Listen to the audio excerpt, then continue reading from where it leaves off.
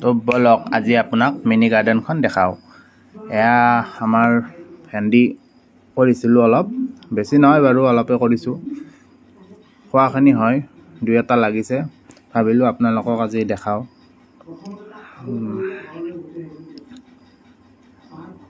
এইটো কাটিব লৈছোঁ এতিয়া, কাটিলোঁ।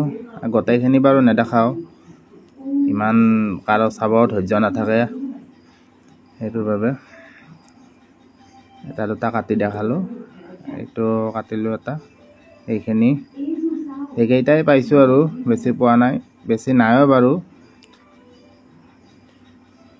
অলপ এবাৰ নেচেৰা ছিঙিলোঁ।